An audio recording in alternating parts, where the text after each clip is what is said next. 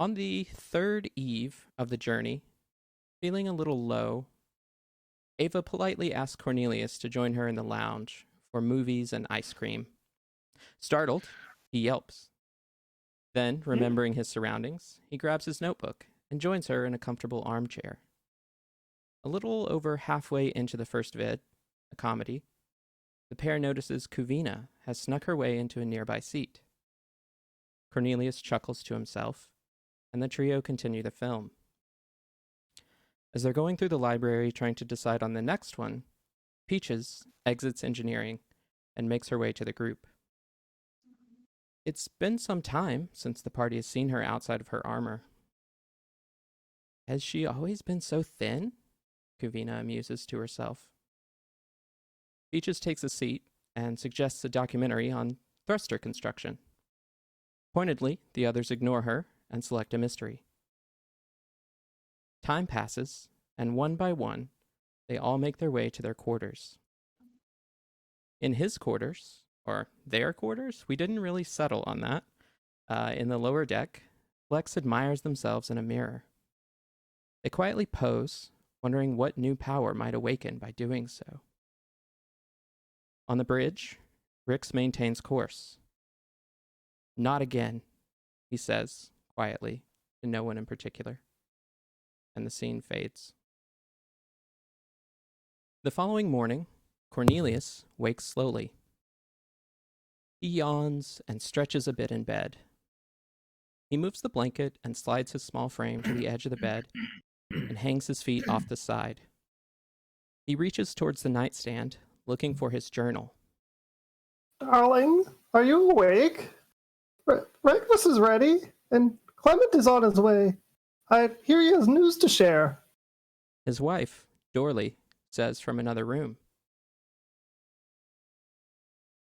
Cornelius.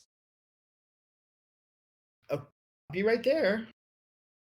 He picks up his journal, scratches behind his ears, and makes his way to the kitchen.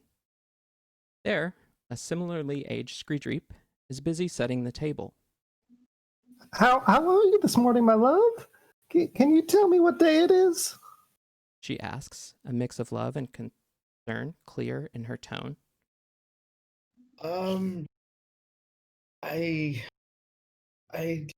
think I'm just still waking up. I can't remember at the moment, but yeah, just give me a couple minutes. I'll wake up and I'm sure it'll come to me. With the quiet comfort of a couple whose marriage is measured in decades, they finish their meal.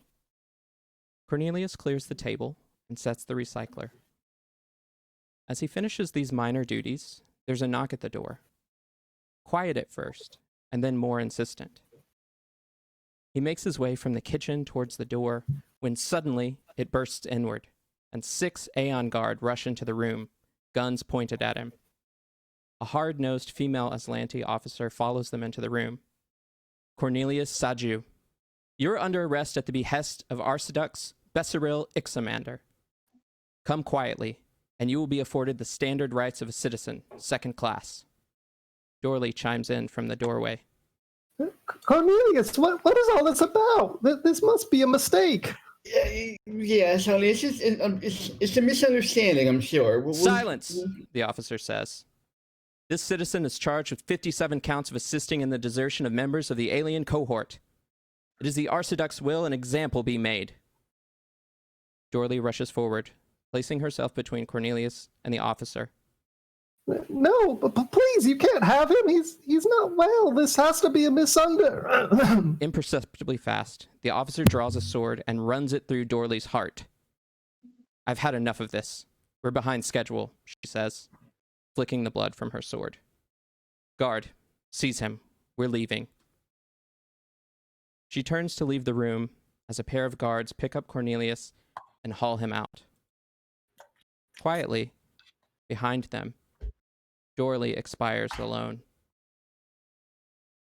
Back on the Axiom, morning comes, and Cornelius wakes with a start. Emotion surges within him, and for a time he can't help but sob quietly. Though, he hasn't the faintest idea why. End of scene. Ouch, my heart. Damn. Dude. Thank you to our resident grandmother. You're welcome. Man. Playing the part of